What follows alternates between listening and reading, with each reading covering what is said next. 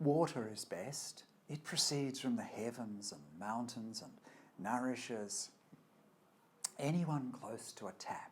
The imaginary source or the wellspring issues the liquor in thousands of outlets that answer its origins, billions of droplets that splatter and scatter and trickle and pool themselves, flowing in rivulets, streams, subterranean chambers and rivers, downward in copious currents that tease the commitment of gravity.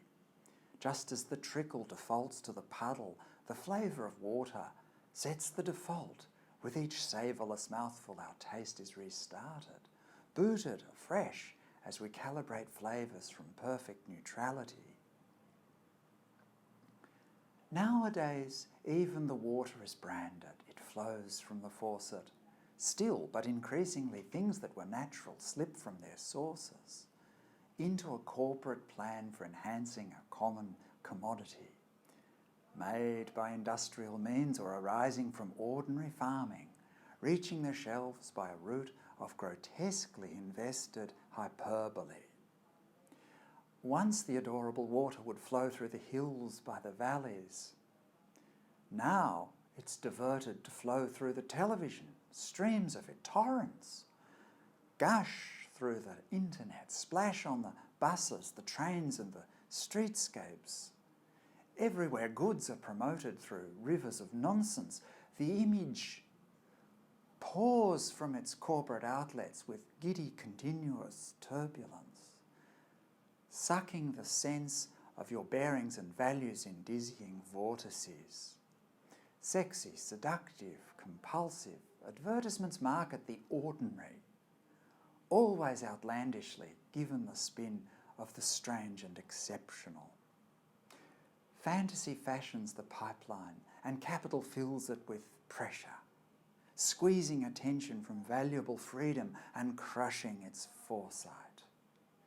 Nothing reticulates far without massive commitment of money, buying its circular route to the sly psychological currency. Somewhere the reservoir pumps its immense, irresistible influence, driving the channels of commerce through narrow and mean iconographies. Only the stereotypical fits. It's the shallowest universe, forcing production and culture to bend, to succumb and comply. These are the terms of the market. Promote yourself using these images. Or, if you don't, you can slip to a fatal commercial paralysis. Maybe in Greece, I imagine, the spectre of globalization might be retarded enough for escaping the monstrous economy. Claiming the world with consumerist kitsch, it was not for the gods that I went there, neither in search of divinity nor for reviving some priesthood. Rather, the lasting prestige of the people who know their community. People who still have a living connection with streets, the platea, places for talking and eating, for thinking in rich conversation. Matter that cannot be globalized, cannot be owned or exhausted. Neither consumption nor marketing touches the homeland, the language and family. These are immune from the hydra-like eyes of the fierce television, blaring with shameless ambition to fill you with alien fantasies.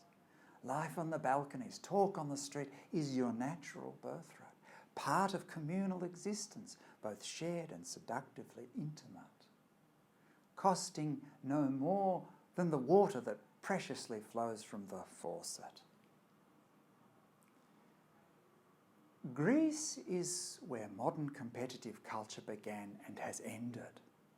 Markets are cruel when superior capital captures the profit, leaving its borrowers destitute. Greece is its critical victim. Greece could be marketed. Come to our mythical playground and fantasize. Islands and beaches, the home of the gods and their sacrosanct ruins. Houses in white by the seaside with skies of a legendary blueness.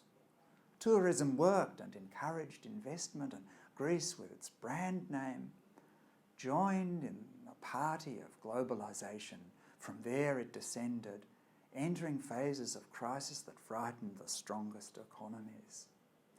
Even the water is globalised. Now the extent of the market spills from the shop to ubiquitous media, making our consciousness burst with temptation, exciting unhomely desires with artifice. Venal and vacuous messages penetrate everything everywhere, causing consumption in rampant excess of precarious incomes. Where is the source, the miraculous fountain, the wellspring of innocence? Where are the life and the market that cleave to the daily necessities? Life is construed as a grab for prestige, for material riches, far from the street and its copious talk that can never be capitalised. Still, paradoxically, maybe the problem contains its solution. Greece is the fall guy, whose tumble from capital grace is a blessing. Now, what it had from the time before medial marketing culture comes to the fore as redemption for everything else in the rat race. Gratefully, Greece has retained what is free. It can still make a living based on its produce and industries. What is unique and exceptional, other than all its antiquities, that's the expression of language. Everywhere, given the space on the street as the boon of community. Greece, as the birthplace of talking, ambitiously keeps its tradition. And once again, is the gift to the world that can drink from its fountains, flowing in freedom to service the future refreshment of culture.